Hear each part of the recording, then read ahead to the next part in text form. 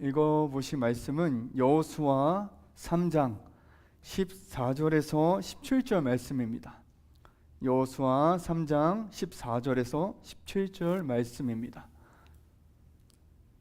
네. 다 찾으셨으면 다 같이 봉독하겠습니다. 시작. 백성이 요단을 건너려고 자기들의 장막을 떠날 때에 제사장들은 언약궤를 메고 백성 앞에서 나아가니라. 요단이 곡식 거두는 시기에는 항상 언덕이 넘치더라. 궤를 맨 자들이 요단에 이르며 궤를 맨 제사장들이 발이 물가에 잠기자 곧 위에서부터 흘리던 뇌물이 그쳐서 사르단 가까운 매우 멀리 있는 아담 성읍 병두리에 일어나 한 곳에 쌓이고 아라바의 바다 여매로 향하여 흘러가는 물은 온전히 끊어지매 백성이 여리고 앞으로 바로 건널세. 여호와의 언약궤를 맨 제사장들은 요단 가운데 마른 땅에 굳게 섰고 그 모든 백성이 요단을 건너기를 마칠 때까지 모든 이스라엘은 그 마른 땅으로 건너갔더라. 아멘. 사랑하는 성도 여러분, 제가 오늘 말씀을 준비한 제목은요, 여정을 떠난다는 것이라는 제목을 가져와 봤습니다. 여러분들 여행을 한번 가보신 적 있으실까요? 또 여정을 떠난다면 어떤 마음이 들으실까요? 익숙한 생활에서 벗어나서 새로운 풍경을 보게 되면 우리는 그 경이로움에 입을 다물지 못합니다.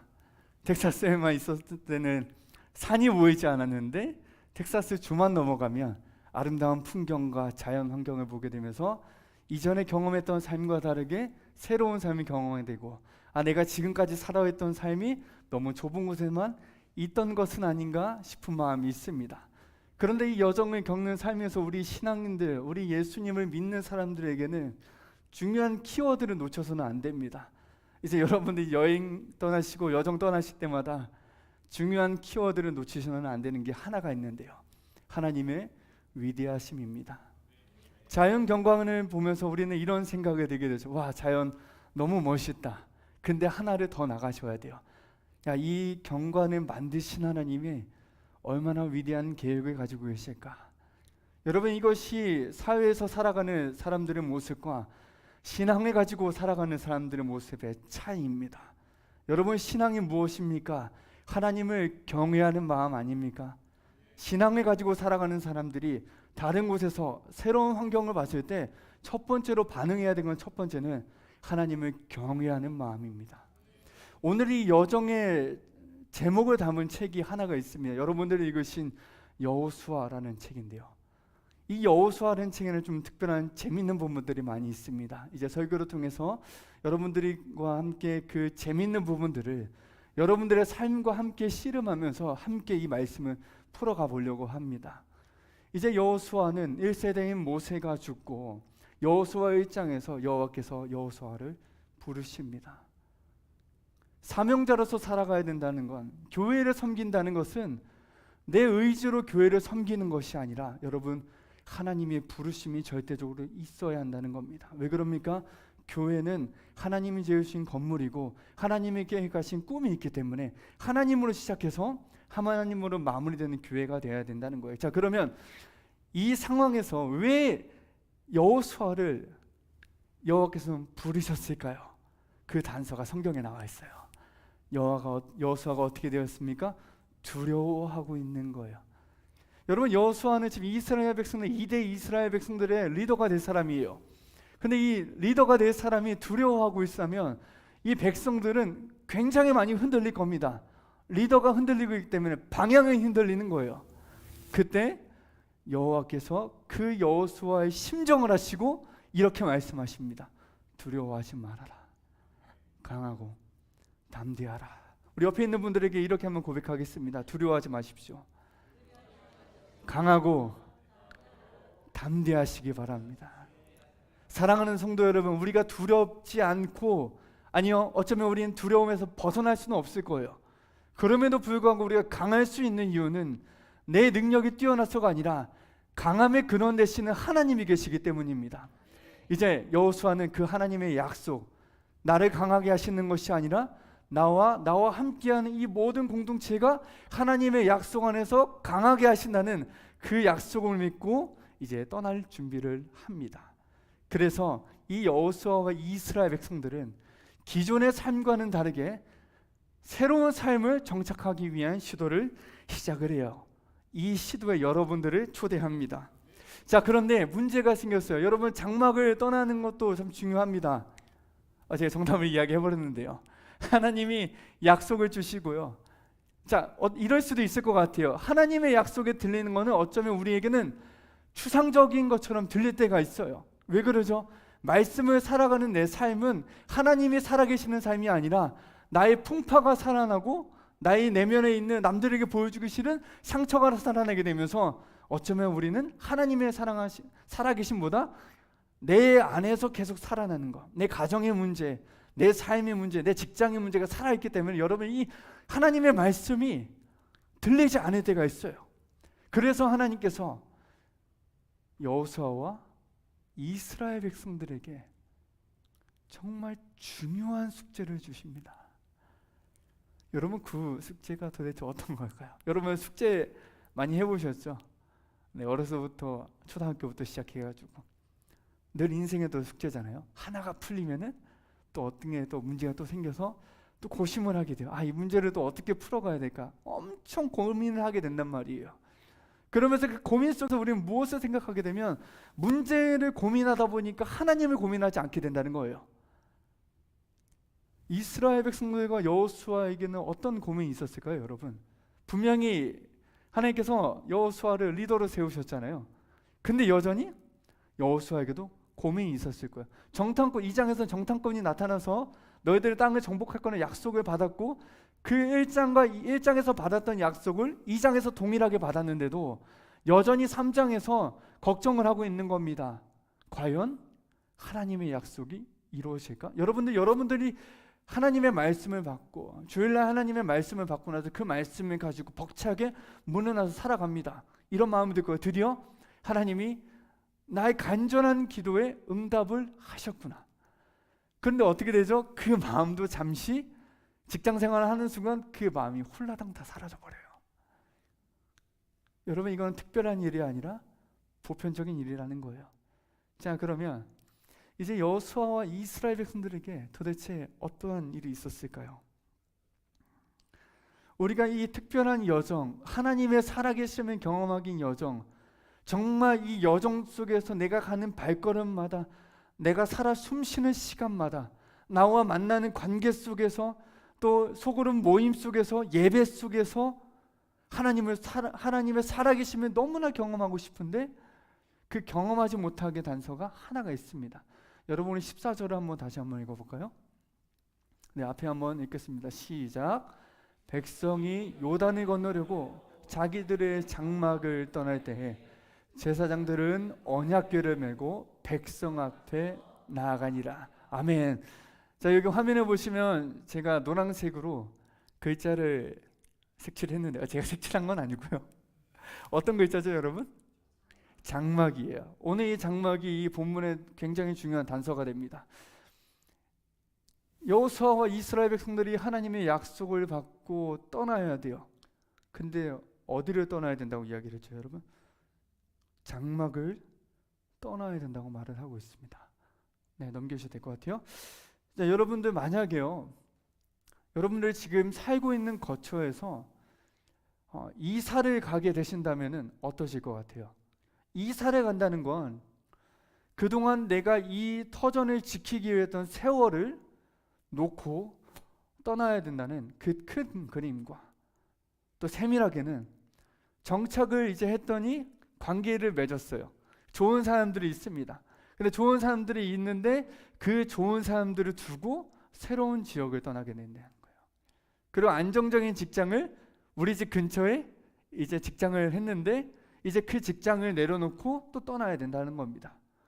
여러분, 이사를 간다는 거는 단순히 집을 옮기는 개념이 아니라 나의 감정과 내 시간과 나의 흔적을 내려놓고 떠난다는 거예요.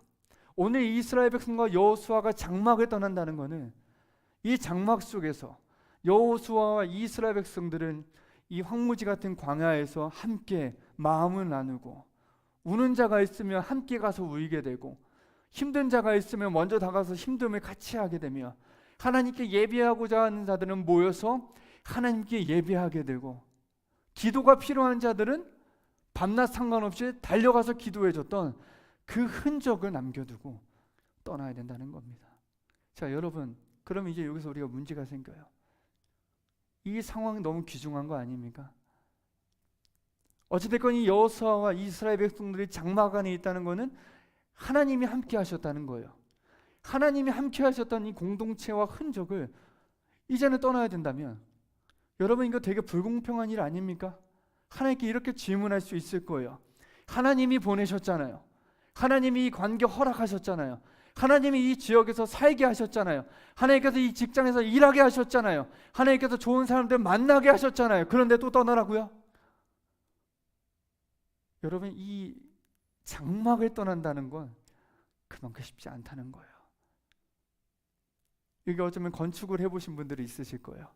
여러분, 건축을 하게 되면 또 집을 짓는 시간이 있을 거 아니에요. 그 내 장막을 지금 12집화가 다 같이 움직여서 장막을 짓고 함께 생활을 해야 됩니까?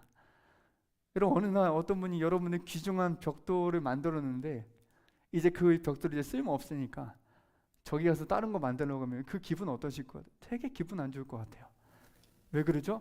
그 벽돌에 숨겨져 있는 우리의 시간과 의미와 배경들이 담겨져 있기 때문입니다. 그래서 이것은 굉장히 쉽지 않은 문제예요. 그렇죠? 성경은 하나님께서 장막을 떠나라고 하셨지만 우리의 현실은 어떻게 되는 거예요? 장막을 떠나지 못하고 장막에 머물 수밖에 없는 상황에 처해 있다는 겁니다. 여러분들은 어떻게 하실 건가요? 여러분들의 장막은 도대체 무엇입니까? 여러분들의 마음 내면에 있는 장막, 여러분들의 삶의 거처에서 여러분들을 붙잡고 있는 그 장막이 도대체 무엇입니까? 그러면 왜 도대체 하나님은 이 장막을 떠나라고 말씀을 하셨을까요? 여기에는 두 가지 이유가 있습니다. 여러분, 몇 가지의 이유가 있다고요?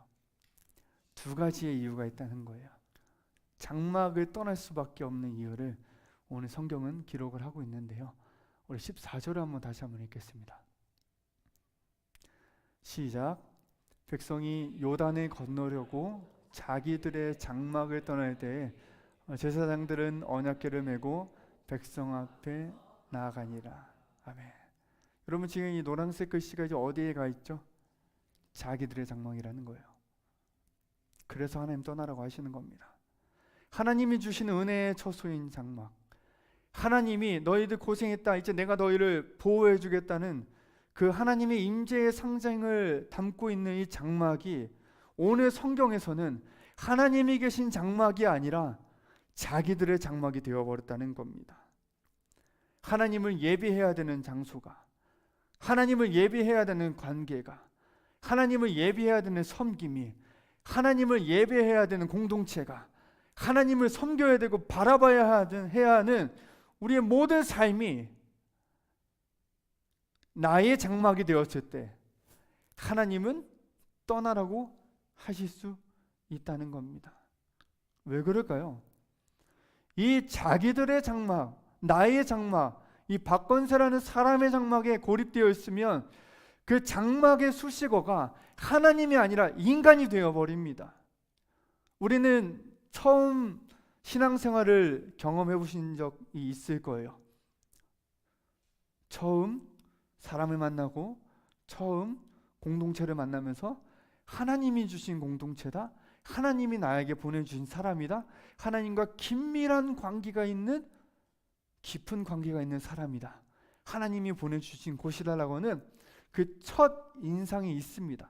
그러나 인간의 시간이 지나면서 그 첫 인상이 묻어지게 되면서 누구를 보게 되면, 그래서 나는 여기서 뭘 해야 되지? 도대체 나는 여기서 뭘 해야 되는 사람이라고 하는 하나님의 관점에서 나의 관점으로 보게 된다는 거예요. 이 장막의 원리가 그럴 수도 있습니다. 처음에 이스라엘 백성들이 하나님께 지혜를 얻어서 장막을 지었지만 어느 순간에 이 장막이 하나님이 너희들에게 주신 선물이다, 성경에서 등장하는 것처럼 아브라함과 이삭과 야곱의 하나님이 주신 그 언약이 깃든 장막이다라는 것은 우리는 의미적으로 받아들일 수 있지만, 이거를 실제로 살아가는 우리들에게는 근데 이거는 이제 나의 장막이잖아요. 하나님이 나한테 주셨잖아요. 그러니까 내 마음대로 할 수 있는 거 아닙니까? 이것이 무엇이에요, 여러분? 죄라는 거예요. 어쩌면 본문엔 드러나진 않았지만 하나님은 이걸 염두하시고 떠나라고 하실 수도 있다는 겁니다. 자, 이거는 개인과 하나님과 공동체 간의 문제예요.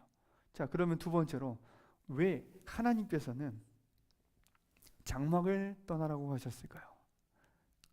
바로 하나님의 약속을 위해서입니다. 하나님께서는 가나안 땅을 주시겠다고 약속을 하셨어요. 그렇죠.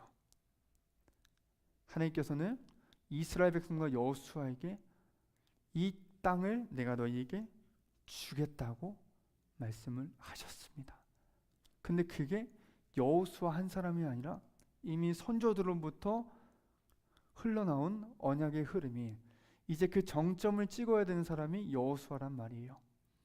그런데 만약에 이 이스라엘 백성과 여호수아가 장막에만 머물러 있으면 여러분 그 하나님의 약속을 제대로 이행할 수 있겠습니까? 당연히 하나님은 이 여호수아와 이스라엘 백성 사실 리더가 필요 없을 정도로 하나님의 능력만으로 이 땅을 정복하셔서 인간에게 주실 수 있어요. 그러나 하나님은 그런 방법을 세우지 않으시고 인간 사회에 맞는 질서에 맞게 리더와 사람들을 세우셔서 직접 땅을 정복하게 만드십니다. 왜요? 인간은 본성적으로 타락했기 때문에 고난과 역경이 있지 않으면 하나님을 의지하지 않거든요. 그 언약, 하나님의 약속을 성취하는 것, 가나안 땅을 정복한다는 단순히 장막에 머물러 있으면 그 정복하는 경험, 새로운 여정에서 만나는 하나님을 만날 수 없기 때문에, 결과적으로 하나님을 만날 수 없기 때문에 하나님은 이 장막을 떠나라고 말씀을 하신 겁니다. 사랑하는 성도 여러분, 우리가 내 자신에서 내가 좋아하는 것을 벗어나려면요, 우린 더 큰 눈이 필요해요. 하나님의 눈이 필요합니다. 다툼이 있습니까? 감정이 상하십니까? 다툼이 있고 감정이 상하고 있고, 근데 이스라엘 백성들은 다툼과 감정에 집중했다면 여호수아는 하나님이 다툼과 감정 너머에서 어떠한 일을 하실 거에 대한 그 기대감을 가지고 있었습니다. 사랑하는 성도 여러분, 하나님의 관점으로 세상을 본다는 건 어려운 것이 아닙니다. 하나님이 이 일을 통하여서 어떠한 일을 하실까? 이 물음이 우리를 계속 하나님께 집중하게 만듭니다. 이 장막을 떠나야 우리는 하나님의 일을 경험할 수 있습니다. 사랑하는 성도 여러분, 과거에 갇혀 계시지 않기를 바랍니다. 누가 나한테 상처 줘서 삐질 수 있습니다. 상처받을 수 있고요, 넘어질 수 있고요, 실망할 수도 있습니다.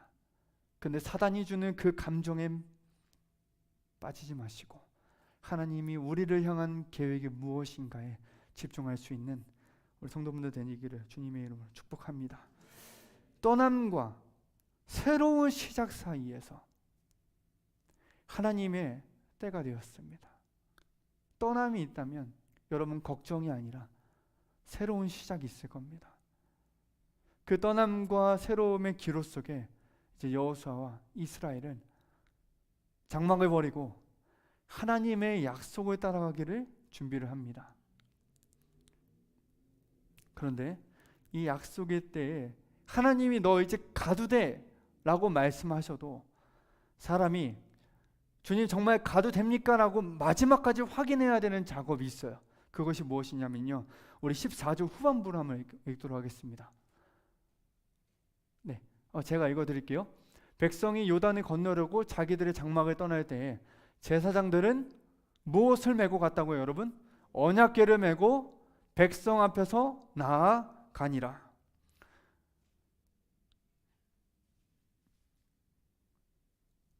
여호수아와 이스라엘 백성들이 하나님의 약속이 이루어지는 때가 있어도 마지막까지 하나님 앞에서 점검했던 것은 바로 말씀을 의지하는 행동이었습니다. 여러분, 우리가 내 감정으로는 하나님께서 나에게 은혜를 주셨다라고 생각하지만 그것보다 더 중요한 것은 과연 이 은혜가 하나님의 말씀에 근거해서 참인가 진실인가를 다시 한번 점검해야 되는 과정을 가야 된다는 거예요. 사랑하는 성도분들, 여러분들의 얻기 위해, 여러분들의 인생에 얻기 위해 하나님의 언약궤가 있기를 주님의 이름으로 축복합니다. 그러면 왜 이 3장 안에서 본문은 이토록 언약궤로 메고 가는 본문의 사건에 집중을 하고 있을까요? 제가 3장을 읽으면서 이 본문에서는요, 이 언약궤와 관련해서 한 4차례 등장을 하더라고요. 3절을 보시면 너희는 레위 사람 제사장들이 너희 하나님 여호와의 언약궤를 매는 것을 보거든. 11절에 보시면 보라 온 땅에 주의 언약궤가 너희 앞에서. 13절에 보시면 온 땅에 주 여호와의 궤를 맨 제사장들의 발바닥이. 14절을 보시게 되면 제사장들은 언약궤를 백성 앞에. 여러분, 여기서 반복적으로 등장하고 있는 단어가 무엇이죠? 언약궤입니다. 이들은 철저하게 성경 중심의, 말씀 중심의 신앙관을 가지고 요단강을 건너려고 하는 거예요. 근데 특별하게도요, 이 4개의 구절 사이에서 11절과 13절에서 온 땅에 주의 언약궤라고 표현하면서 온 땅을 강조하게 됩니다. 여러분, 이 온 땅을 하면 연상하게 되는 게 무엇일까요? 왜 언약궤, 그냥 여호와의 언약궤라고만 표현하면은 우리 충분히 이해할 수 있을 겁니다. 또 이스라엘 백성들과 여호수아가 여러분 이것은 하나님께서 우리에게 주신 여호와의 언약궤입니다 라고 고백한다면 리더들과 백성들은 충분히 이해가 될 거예요. 이 여정 속에서 하나님께서 우리에게 언약궤를 주셨다. 그런데 왜 온 땅이라는 표현을 썼을까요? 이 온 땅이라는 표현은요, 이 땅은 하에레츠, 그 땅에서라는 표현을 가지고 있습니다. 이 원어가 창세기 1장 1절에 가시면 천지 창조를, 태초에 천지를 창조하셨다고 말씀하시잖아요. 거기서 하샤마임 왜 하에레츠라는 표현을 쓰게 됩니다.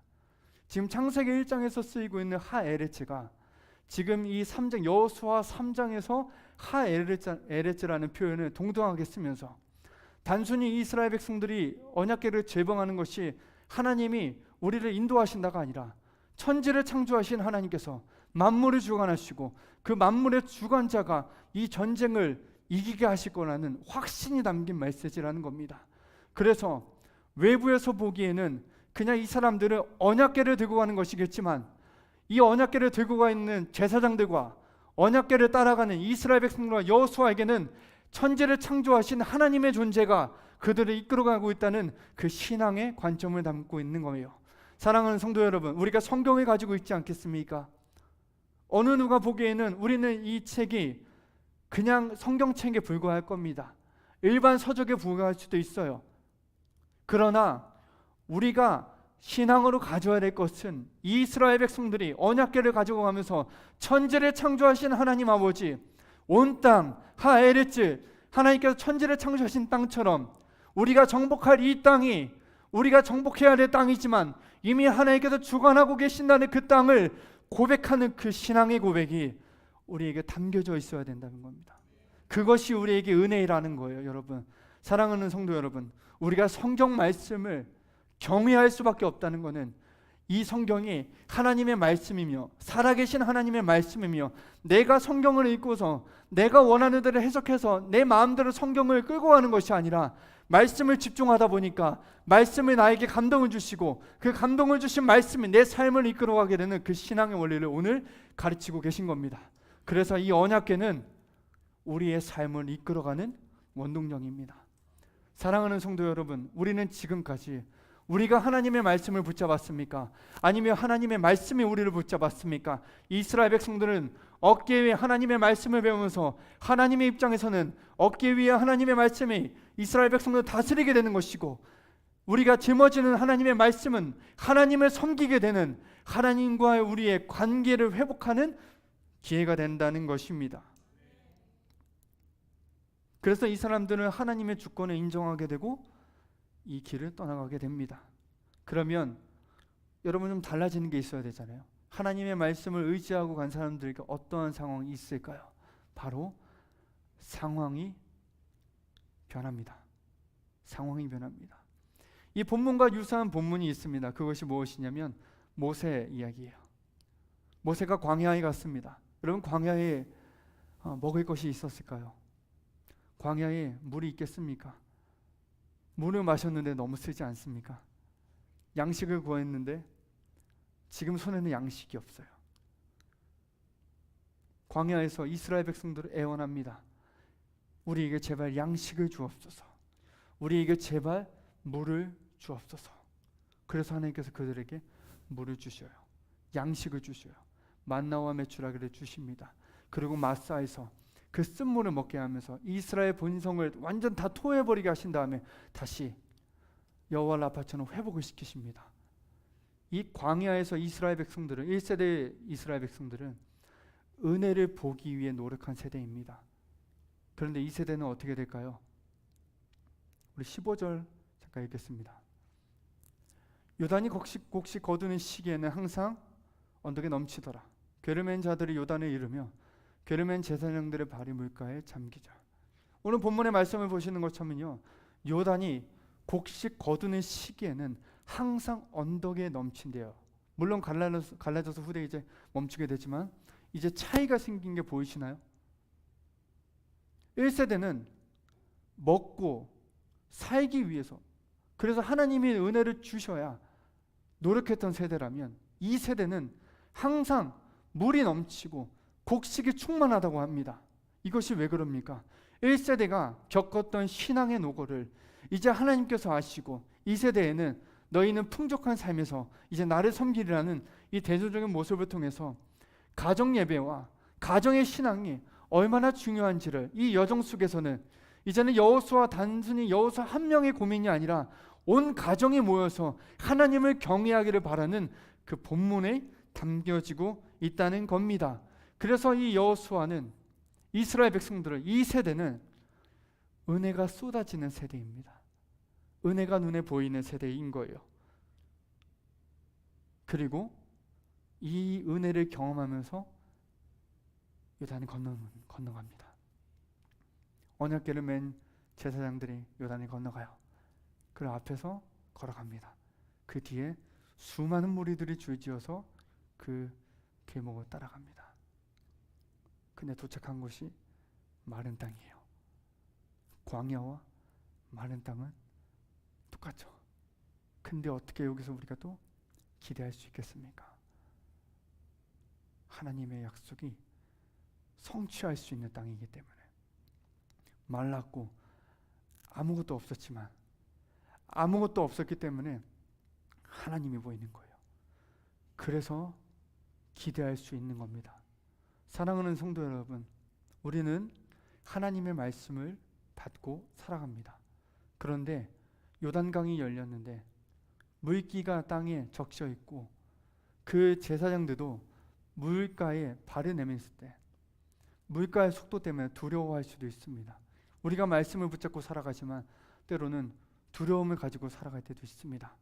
그런데 하나님은 적셔 있는 땅을 보기를 원하는 것이 아니라 너희들을 잘 건너올 수 있느냐, 건너오지 못하냐에 관심이 있는 게 아니라 내가 이미 준비한 너희들을 향한 약속이 있으니까 그 약속을 이루는 나만 보고 왔으면 좋겠다는 하나님의 계획이 있었던 겁니다. 그래서 이 메마른 땅은 여러분 더 이상 광야가 아니라 하나님의 약속을 새롭게 경험할 수 있는 시대가 땅이 되었던 겁니다. 사랑하는 성도 여러분, 여러분들은 메마른 땅에 계십니까? 아니면 장막에 여전히 계십니까? 아니면 장막에서부터 메마른 땅까지 걸어가는 그 계목에 계십니까? 괜찮습니다. 어느 곳에 있는지는 우린 괜찮습니다. 장막에도 하나님이 계실 것이고 계목에도 하나님이 계실 것이고 메마른 땅에도 하나님이 계시겠지만 우리를 메마른 땅에 하나님이 계속 인도하신 이유는 두려움 속에서 하나님을 보게 하시기 위한 하나님의 계획에 담겨져 있는 겁니다. 여정을 떠난다는 건 메마른 땅 위에서 하나님을 경험한다는 믿음의 발걸음입니다. 기도하겠습니다. 하나님 감사합니다. 오늘도 우리가 주님 이 메마른 땅에서 하나님을 경험하기를 원합니다. 하나님을 의지하기를 원합니다. 두렵지만 다시 용기 내어서 하나님을 바라볼 수 있는 믿음의 눈과 믿음의 담대함과 도전이 있게 하여 주옵시고, 두려움을 넘어서서 날마다 새롭게 하시는, 날마다 기대하게 하시는 그 영적인 은혜를 우리가 누리게 하여 주옵소서. 하나님, 광야 1세대의 생활가 아니라 2세대의 생활처럼 요단이 넘치고 곡식이 넘쳐서 하나님, 요단과 곡식보다 그 요단과 곡식을 주신 하나님께 감사하게 하시며, 하나님, 메마른 땅에서도 메말랐지만 하나님께서 나에게 주실 그 은혜를 기대할 수 있는 우리의 심령이 되게 하여 주옵소서. 예수님의 이름으로 기도했습니다. 아멘.